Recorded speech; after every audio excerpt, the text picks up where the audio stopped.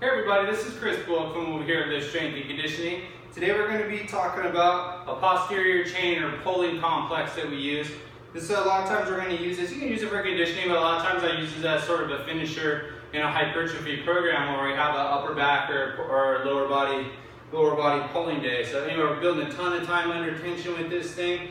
Pretty challenging. So we start with some light to moderate weights today. I have set up two 35-pound kettlebells, and then I have a couple 20-pound dumbbells for a curl that we do at the end of this thing. So we start off. We're gonna do some RDLs, kettlebell RDLs. Let's pre-fatigue the hamstrings just a little bit. So I take my bells, making sure I got a good stance. I'm gonna hip hinge, keep my shoulders packed into my back pockets. Down, pull, down, pull. So we're not a ton of weight here, but we're gonna pre-fatigue those hamstrings pretty good. And then we're gonna go into our gorilla row.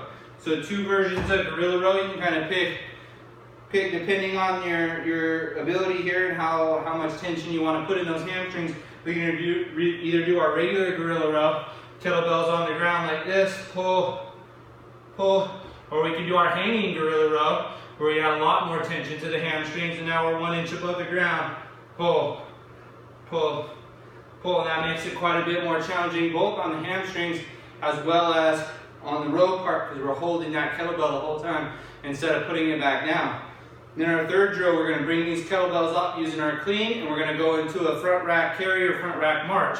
So we bring our kettlebells up, got them in the front rack, make sure your rib cage is down, and then we're going to march with them. As we march, we're maintaining T-spine extension, we're avoiding the hips coming forward like that, putting ourselves in the lumbar extension. So tight ab, plant leg gets really straight.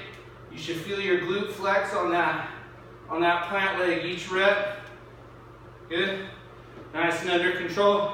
We're either going to be doing that in place, you can do it traveling, you can do it as just a walk without the march piece, and then we finish off that complex piece with just a standing bicep curl. We're making sure we stay really still, go into our curl, control it on the way down, control.